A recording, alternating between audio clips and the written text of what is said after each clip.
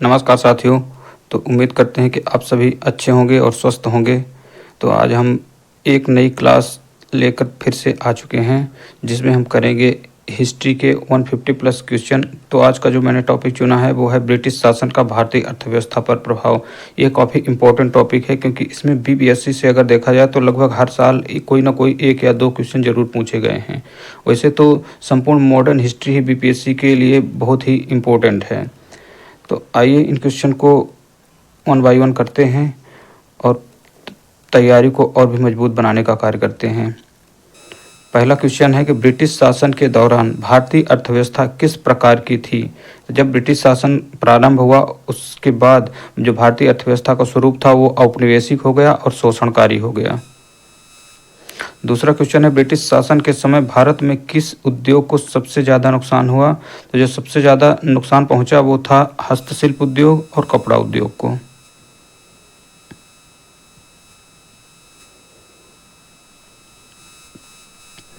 अगला क्वेश्चन है ब्रिटिशों ने भारतीय कच्चे माल का उपयोग किसके लिए किया। तो ब्रिटिशों ने जो भारतीय जो कच्चे माल थे उनका उपयोग इंग्लैंड में ले गए और वहाँ उन्होंने अपने उद्योगों में इसका इस्तेमाल किया। किस नीति के कारण भारतीय कृषि का निर्यात आधारित उत्पादन बढ़ा। तो है वाणिज्यिक कृषि नीति। भारतीय किसानों को ब्रिटिशों ने किस प्रकार का कर लगाया। तो भारी भरकम भूमि पर कर लगाया। ब्रिटिश शासन के दौरान भारत का प्रमुख निर्यात क्या था। तो प्रमुख निर्यात में देखा जाए तो कपास है, चाय और नील। नेक्स्ट क्वेश्चन है किस वर्ष में ब्रिटिशों ने भारत में स्थायी बंदोबस्त लागू किया। तो स्थायी बंदोबस्त जो भू राजस्व व्यवस्था को लागू किया वो है 1793 का समय। लॉर्ड कॉर्नवालिस उस समय गवर्नर जनरल हैं। और ये नियम के बारे में और कुछ बता देते हैं आपको कि जैसे ये बंगाल के क्षेत्र, बंगाल, बिहार और उड़ीसा के क्षेत्रों में मुख्य रूप से लागू की गई। इसमें जो ज़मीन का मालिक था वो जमींदार को बना दिया गया जिसका हिस्सा होता था 1/11 और 10/11 भाग जो होता था वो कंपनी के अधीन होता था। और इसमें सूर्यास्त का नियम भी लागू था। तो यही 3-4 पॉइंट हैं जो कि बार बार परीक्षाओं में पूछे जाते हैं तो आपको ध्यान रखने हैं। अगला है कि किसने भारत में स्थायी बंदोबस्त को लागू किया। तो वो है लॉर्ड कॉर्नवालिस। भारतीय कपड़ा उद्योग को ब्रिटिश शासन के दौरान कैसे नुकसान पहुंचा। तो कपड़ा उद्योग को नुकसान पहुंचा इंग्लैंड से सस्ते कपड़े का आयात कर।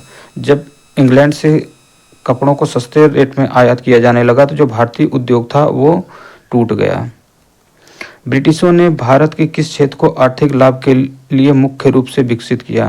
तो अंग्रेजों ने रेलवे और बंदरगाह का विकास जो किया वो मुख्यतः अपने आर्थिक लाभ के लिए किया था।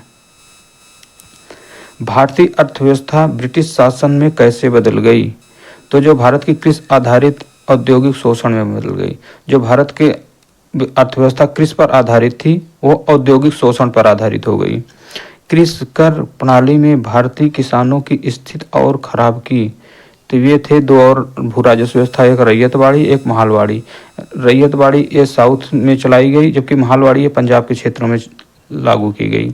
रैयतवाड़ी मुख्यतः 19% क्षेत्र पर लागू की गई थी जबकि महालवाड़ी 30% क्षेत्र पर थी। महालवाड़ी का जन्मदाता हॉल्ट मैकेंजी है और ये रैयतवाड़ी साउथ के क्षेत्र में मद्रास में मुख्यतः लागू थी। ब्रिटिशों ने भारत में कौन सी फसलें मुख्य रूप से उगवाई। तो मुख्य रूप से ब्रिटिश जो आए उन्होंने नील की खेती प्रारंभ करवाई, कपास की खेती और अफीम की खेती उन्होंने प्रारंभ करवाई। ब्रिटिश शासन ने भारतीय व्यापारिक संतुलन को कैसे प्रभावित किया। तो व्यापार का घाटा बढ़ गया और पूंजी का पलायन प्रारंभ हुआ। अगला क्वेश्चन है भारतीय रेलवे का निर्माण किस उद्देश्य के लिए किया गया। तो भारतीय रेलवे का निर्माण ब्रिटिश व्यापारिक हितों को साधने के हेतु किया गया। भारत में आर्थिक शोषण का मुख्य उपकरण क्या था। तो प्रमुख उपकरण में भूमि कर और व्यापारिक एकाधिकार है। ब्रिटिश शासन के समय भारतीय कारीगरों को किस तरह नुकसान हुआ। वो है मशीन निर्मित ब्रिटिश वस्त्रों के कारण। किस नील विद्रोह ने ब्रिटिशों की कृषि नीति का विरोध किया। तो वो है 1859 से 60 के बीच नील विद्रोह जो कि बंगाल में हुआ था। अगले क्वेश्चन है, किस कर प्रणाली के तहत किसानों को सीधे सीधे वसूली की जाती थी? तो रैयतवाड़ी। जो रैयतवाड़ी व्यवस्था थी, इसमें किसानों को ही भूमि का असली मालिक माना गया था और किसानों से ही सीधे भू राजस्व वसूल किया जाता था। जबकि स्थायी बंदोबस्त में जमींदार के माध्यम से और महालवाड़ी में महल वहाँ के प्रमुख के से वसूली की जाती थी। अब ब्रिटिश शासन के दौरान भारत की आर्थिक स्थिति कैसी थी? अत्यधिक गरीबी और आर्थिक असमानता थी। किस कानून के तहत भारतीय उद्योगों पर प्रतिबंध लगाए गए? तो भारतीय उद्योगों पर प्रतिबंध लगाने का कार्य किया 1813 का चार्टर एक्ट। भारत से ब्रिटिशों द्वारा कच्चा माल क्यों भेजा जाता था? तो ब्रिटिश उद्योगों के लिए सस्ते कच्चे माल की आपूर्ति के लिए। ब्रिटिश शासन के दौरान भारतीय मुद्रा की स्थिति क्या थी? तो भारतीय मुद्रा जो थी वो कमजोर थी और अस्थिर थी, मूल्य घटते बढ़ते रहते थे। ब्रिटिशों ने भारत में किसका विकास किया जिससे उनके आर्थिक हित सत्ते गए? तो सबसे महत्वपूर्ण विकास है जैसे परिवहन का विकास, संचार का विकास, इनसे उनका आर्थिक जो हित था वो सुधरता गया। अगला है क्वेश्चन, भारत में ब्रिटिश भूमि कर प्रणाली का मुख्य उद्देश्य क्या था? तो ब्रिटिश भूमि कर प्रणाली का मुख्य उद्देश्य राजस्व की अधिक से अधिक वसूली करना। ब्रिटिश शासन के दौरान कौन सा नया कर लगाया गया? तो एक नया कर उन्होंने कहा नमक कर, नमक पर भी टैक्स लगा दिया। किस ब्रिटिश गवर्नर जनरल ने भूमि कर प्रणाली में सुधार किया? तो भूमि कर प्रणाली में सुधार करने का कार्य किया विलियम बेंटिंक ने। ब्रिटिश शासन के दौरान भारत में शहरीकरण किस कारण से हुआ? तो रेलवे और व्यापारिक केंद्रों के विकास के कारण। पहले रेलवे का विकास हुआ, फिर जहां व्यापारिक केंद्र बने उसी के कारण शहरीकरण की प्रक्रिया प्रारंभ हो गई। अगला क्वेश्चन है, ब्रिटिशों ने भारतीय किसानों पर किस प्रकार दबाव डाला? तो नकदी फसलों को उगाने के लिए, जैसे कि नील की खेती के लिए उन्होंने प्रारंभ किया था। ब्रिटिश शासन के कारण भारतीय आर्थिक ढांचे में क्या बदलाव आया? भारतीय आर्थिक ढांचे में जो बदलाव आया, आत्मनिर्भरता से पराधीन अर्थव्यवस्था में। ब्रिटिश शासन के दौरान भारत में सबसे अधिक किस फसल का निर्यात होता था? सबसे अधिक निर्यात होने वाली फसल थी वो था कपास। ब्रिटिश आर्थिक नीतियों ने भारत में किस वर्ग को सबसे अधिक प्रभावित किया? तो सबसे ज़्यादा प्रभावित हुए किसान और कारीगर मजदूर। किसने ब्रिटिश नील की खेती का विरोध किया था? तो भारतीय किसानों ने नील का विरोध किया, विशेषकर बंगाल के किसानों ने। ब्रिटिश शासन के समय भारत में प्रमुख आय के स्रोत भूमि कर। ब्रिटिशों के आने से पहले भारत का व्यापारिक संतुलन कैसा था? तो ब्रिटिश से आने से पहले भारत का जो व्यापार संतुलन था वो पूर्णतः सकारात्मक था, भारत के पक्ष में था और समृद्ध था। ब्रिटिश शासन के समय भारतीय उद्योगों का पतन क्यों हुआ? तो भारतीय उद्योगों के पतन का कारण था ब्रिटिश वस्त्रों का आयात, स्थानीय उद्योगों पर प्रतिबंध। किसने भारत में जमींदारी प्रथा को लागू किया? तो जमींदारी प्रथा वही है स्थायी बंदोबस्त, जिसमें लॉर्ड कॉर्नवालिस ने प्रारंभ किया। ब्रिटिश शासन के दौरान भारत में किस प्रकार के कृषि उत्पादन को बढ़ावा मिला? तो वाणिज्यिक और नकदी फसलों को बहुत बढ़ावा मिला। भारत में ब्रिटिशों द्वारा किस उद्योग को सबसे अधिक हानि पहुंची? भारतीय हथकरघा और वस्त्र उद्योग। ब्रिटिश नीतियों ने भारतीय व्यापारियों को कैसे प्रभावित किया? तो भारतीय व्यापारियों को व्यापार से बाहर कर दिया। ब्रिटिशों ने भारतीय शिल्प उद्योग का शोषण कैसे किया? तो सस्ते कच्चे माल का निर्यात कर और तैयार माल का आयात कर। किस वर्ष स्थायी बंदोबस्त को लागू किया गया? 1793। भारत से ब्रिटिश पूंजी का निकासी किस प्रकार से की जाती थी? तो कर, व्यापार अधिशेष और आयातित वस्त्रों के माध्यम से। ब्रिटिश शासन के दौरान भारतीय किस उत्पादों का मुख्य उपभोक्ता कौन था? तो मुख्य उपभोक्ता ब्रिटेन। किस आंदोलन ने भारतीयों में आर्थिक राष्ट्रवाद की भावना को जगाया? तो वो था स्वदेशी आंदोलन, जो कि 1905 में प्रारंभ हुआ। किस कारण से ब्रिटिश शासन के समय भारतीय किसान भारी कर्ज में डूब गए? अत्यधिक कर और कम उत्पादकता के कारण। ब्रिटिश शासन के दौरान भारत की जीडीपी में कितनी गिरावट आई? तो ये बहुत ज़्यादा थी, उल्लेखनीय रूप से गिरावट आई। ब्रिटिश शासन में भारतीय अर्थव्यवस्था किस पर निर्भर हो गई? तो भारतीय अर्थव्यवस्था ब्रिटिश बाजार पर निर्भर हो गई। किसने भारत में ब्रिटिश आर्थिक शोषण के खिलाफ आवाज उठाई? तो वो थे दादा भाई नौरोजी, जिन्होंने धन निकासी का सिद्धांत दिया और भारत का धन किस प्रकार से इंग्लैंड जा रहा है इसको उन्होंने समझाया। उसमें दादा भाई नौरोजी ने ब्रिटिश शोषण की कौन सी अवधारणा दी? तो वो है ड्रेन थ्योरी, जिसमें धन निकासी सिद्धांत, धन कैसे भारत से ब्रिटेन प्रवाहित हो रहा है। दादा भाई नौरोजी ने किस ग्रंथ में धन निकासी सिद्धांत को प्रस्तुत किया? तो वो है poverty and un British rule in India. British शासन में भारतीय किसानों के लिए मुख्य समस्या क्या थी? भूमि कर की अधिक दरें जो थी वो सबसे बड़ी समस्या है। ब्रिटिशों ने भारतीय भूमि कर व्यवस्था में किस तरह का बदलाव किया? तो उन्होंने सबसे पहले तो 93 में जमींदारी व्यवस्था लाए, फिर रैयतवाड़ी, फिर महालवाड़ी प्रणाली को लागू किया।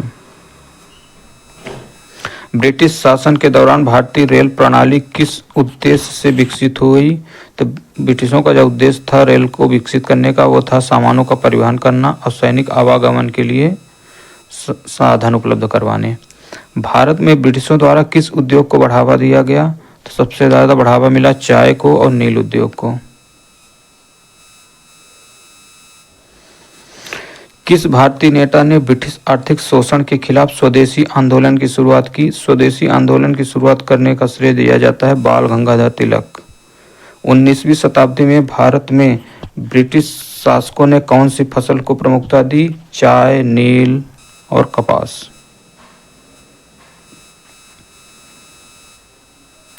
किस कारण से भारतीय अर्थव्यवस्था ब्रिटिश शासन के दौरान अत्यधिक गरीबी में डूब गई? तो वो था धन निकासी और शोषणकारी नीतियां। ब्रिटिशों ने भारतीय शिल्प उद्योग को कैसे नष्ट किया? तो मशीन निर्मित वस्त्रों का आयात कर, भारतीय हस्तशिल्प पर भारी कर लगाकर। ब्रिटिशों ने भारतीय व्यापारिक संतुलन को किस प्रकार प्रभावित किया? तो व्यापारिक घाटा बढ़ाकर, संपत्ति का पलायन करके। बार बार क्वेश्चन तो एक ही है, बस उसका क्वेश्चन का जो भाव है वो अलग अलग है। ब्रिटिश शासन में भारत के कच्चे माल का सबसे बड़ा आयातक कौन सा था? तो वो था ब्रिटेन। ब्रिटिशों ने भारत में किस प्रकार की कृषि प्रणाली का विकास किया? तो जो ब्रिटिश द्वारा कृषि प्रणाली ला गई उसे वाणिज्यिक कृषि प्रणाली कहते हैं, क्योंकि इसमें वाणिज्यिक खेती की जा रही, जैसे चाय की, कपास की, नील की खेती प्रारंभ हो गई। भारतीय वस्त्र उद्योग का पतन किस वजह से हुआ? भारतीय ब्रिटिश उद्योग का पतन ब्रिटिश मशीन निर्मित वस्त्रों के सस्ते आयात के कारण।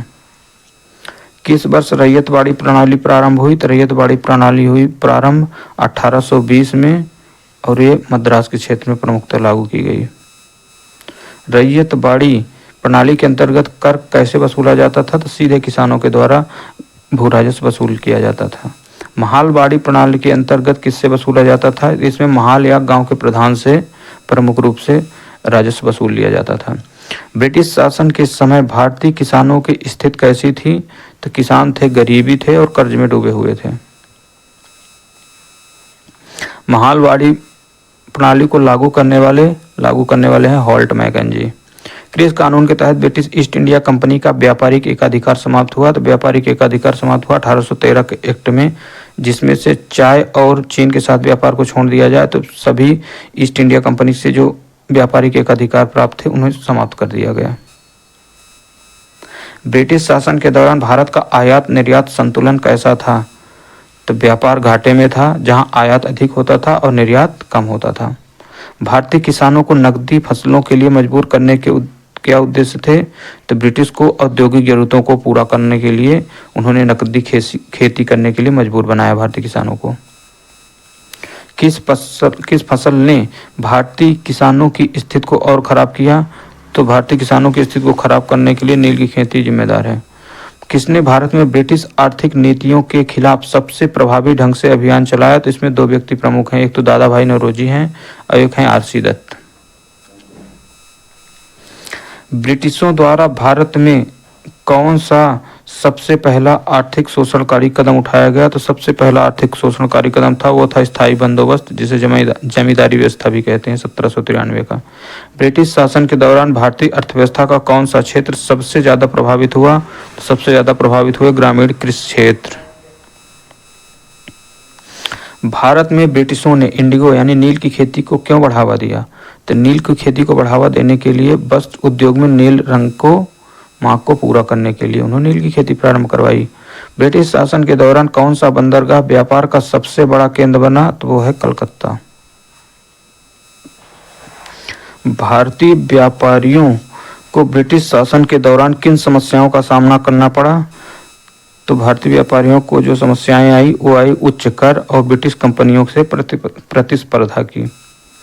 ब्रिटिश शासन ने भारत के व्यापारिक ढांचे को कैसे बदला? तो भारत को एक कच्चा माल आपूर्तिकर्ता और तैयार माल के बाजार में बदल दिया। भारत का आर्थिक शोषणकर्ता कहा जाता है तो British east India company ECI को। किस अंग्रेज अधिकारी ने भारतीय कपड़ा उद्योग के पतन की शुरुआत की? तो वो अधिकारी है रॉबर्ट क्लाइव। ब्रिटिश शासन के कारण भारतीय आर्थिक नीतियों का क्या प्रभाव पड़ा? तो भारतीय उद्योगों का विनाश हुआ और आर्थिक पराधीनता उत्पन्न हो गई। 19वीं सदी में भारत की अधिकांश आर्थिक गतिविधियां किसके अधीन थीं? ईस्ट इंडिया कंपनी के अधीन। किस नीति के कारण भारतीय व्यापारियों का व्यापार पर नियंत्रण समाप्त हो गया? वो था मुक्त व्यापार की नीति। ब्रिटिशों ने भारतीय कृषि को मुख्य रूप से किस उद्देश्य से बदल दिया था? तो कच्चे माल के निर्यात और ब्रिटिश उद्योगों के लिए।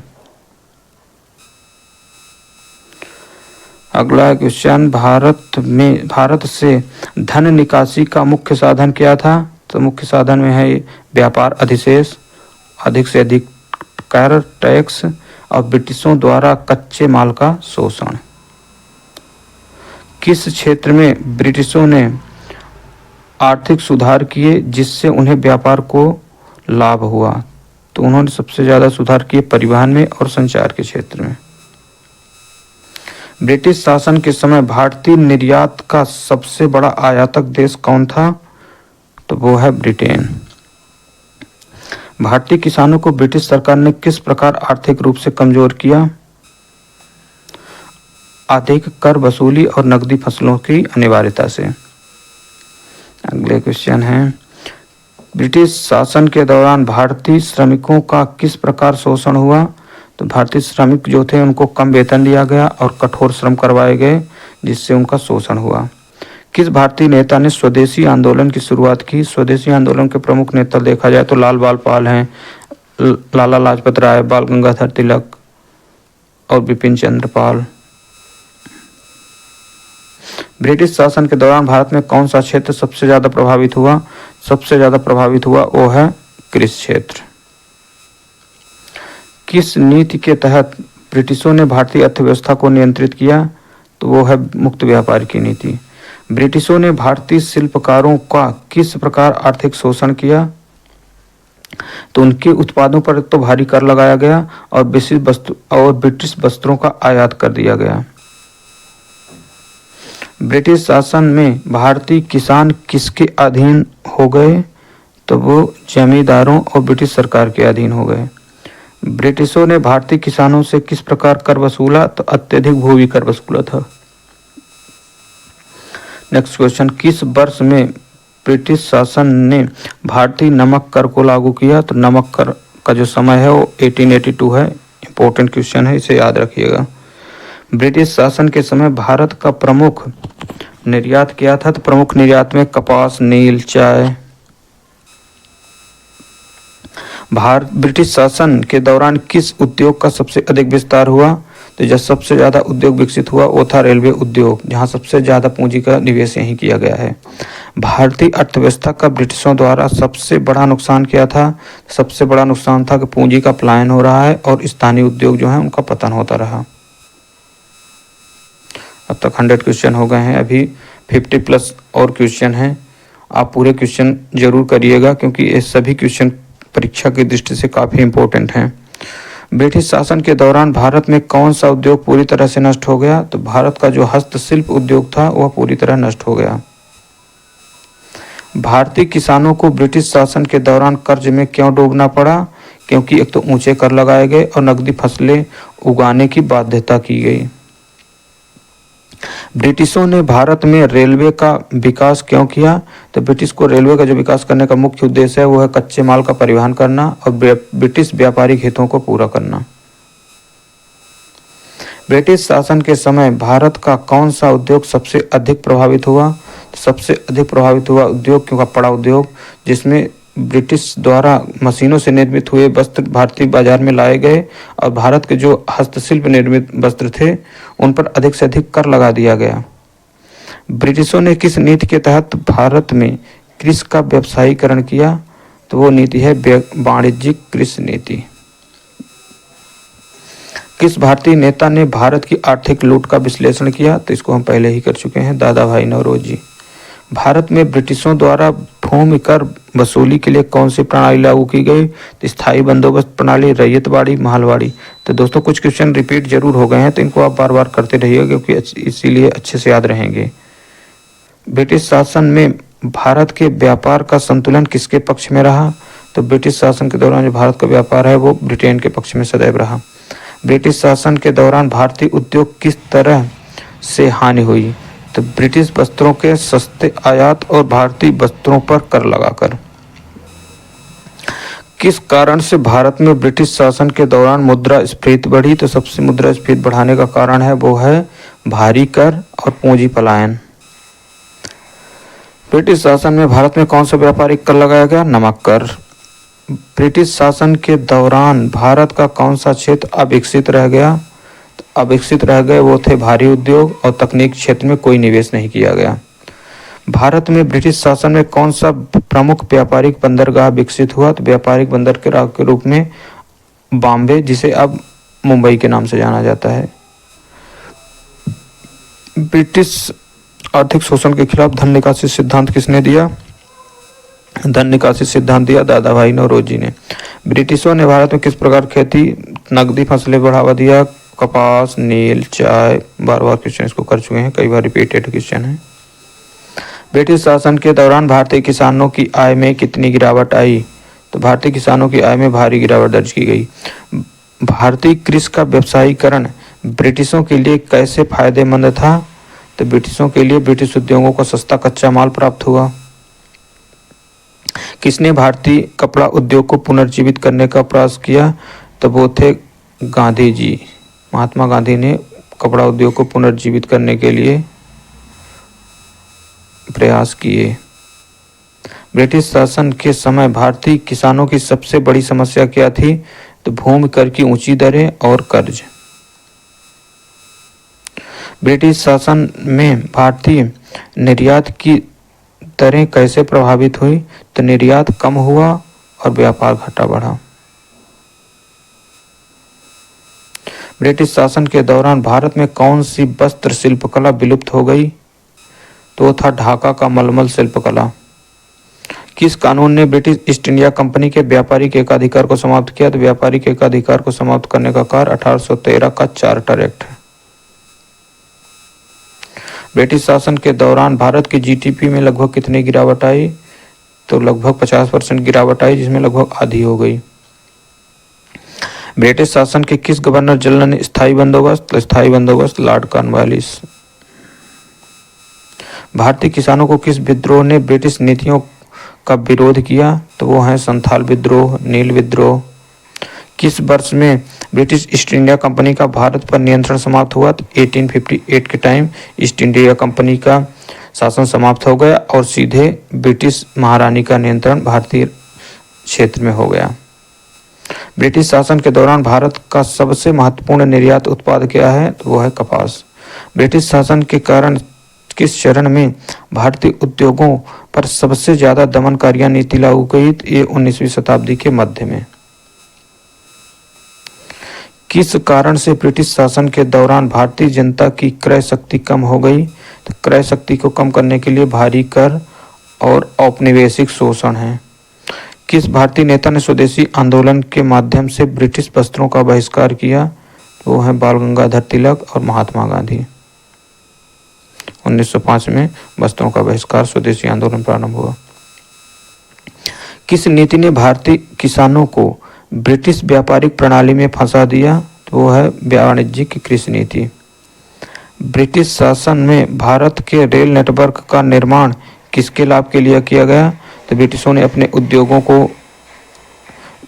विकसित करने के लिए और सेना को एक जगह से दूसरी जगह पहुंचाने के लिए उन्होंने रेल नेटवर्क का निर्माण किया।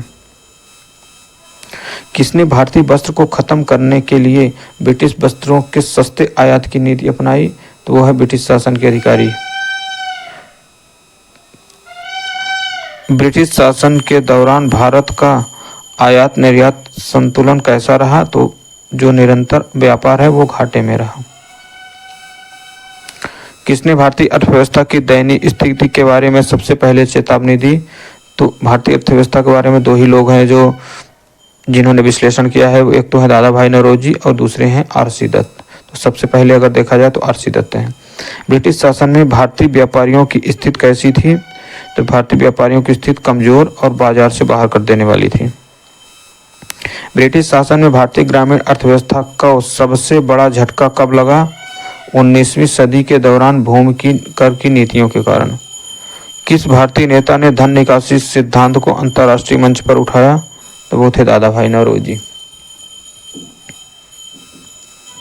ब्रिटिश शासन में भारतीय किसानों की आत्मनिर्भरता कैसे नष्ट हो गई? तो नकदी फसलों की बाध्यता और कर्ज के कारण। ब्रिटिश शासन के अंतर्गत भारत की किस फसल की मांग सबसे ज्यादा थी? तो नील और कपास। किस नीतिगत बदलाव से ब्रिटिश शासन ने भारतीय कारीगरों की स्थिति को खराब कर दिया? तो वो थे हस्तशिल्प उत्पादकों पर कर और मशीन निर्मित वस्त्रों का भारत में आयात। ब्रिटिश शासन के दौरान किस व्यापारिक बंदरगाह का सबसे ज्यादा उपयोग हुआ? तो वो था कोलकाता बंदरगाह। भारतीय ग्रामीण अर्थव्यवस्था में गिरावट का मुख्य कारण क्या था? भूमि कर और वाणिज्यिक कृषि नीति। किसने भारतीय वस्त्र उद्योग के पतन के बारे में लिखा है? तो इसके लिए दो व्यक्ति हैं, दादा भाई नौरोजी और आर.सी. दत्त। ब्रिटिश शासन में भारतीय व्यापार घाटा किस प्रकार बढ़ता गया? तो वह अत्यधिक आयात और कम निर्यात के कारण। ब्रिटिश शासन के दौरान भारत के किसान किसके अधीन थे? तो जमींदारों के और ब्रिटिश अधिकारियों के अधीन थे। किसने भारत की अर्थव्यवस्था की स्थिति का विश्लेषण ड्रेन थ्योरी में किया? तो ड्रेन थ्योरी का प्रतिपादन दादा भाई नौरोजी। ब्रिटिश शासन में भारत के ग्रामीण इलाकों में किसकी प्रमुखता बढ़ गई? जमींदारों की। किसने ब्रिटिश शासन के दौरान भारतीय किसानों की दयनीय स्थिति का विरोध किया? वो है महात्मा गांधी और अन्य स्वतंत्रता सेनानी। ब्रिटिशों द्वारा भारत में सबसे अधिक शोषण किस क्षेत्र में हुआ? कृषि और हस्तशिल्प उद्योग का शोषण सबसे ज्यादा हुआ।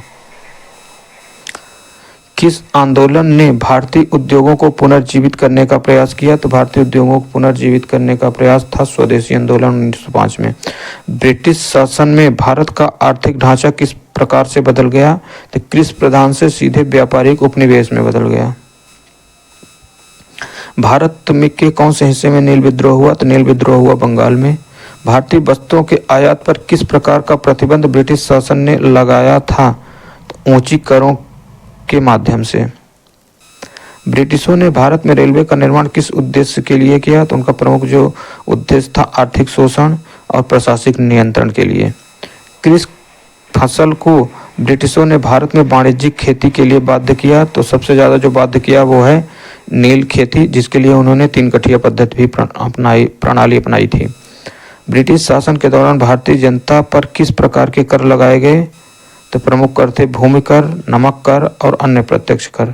तो दोस्तों आज हमने 157 क्वेश्चन ब्रिटिश आर्थिक नीतियों से हमने कर लिए हैं, जिसमें ब्रिटिश शासन का भारतीय अर्थव्यवस्था पर प्रभाव लगभग पूरा कंप्लीट हो गया है इसके क्वेश्चन के माध्यम से। तो आगे और भी टॉपिक्स के क्वेश्चन हम लाएंगे, तो आप कमेंट बॉक्स में सजेस्ट भी कर सकते हैं कि हम किन टॉपिक से ज़्यादा क्वेश्चन बनाएं या किस टॉपिक से और क्वेश्चन आपको करवाएं। तब तक के लिए आपसे धन्यवाद। जय हिंद।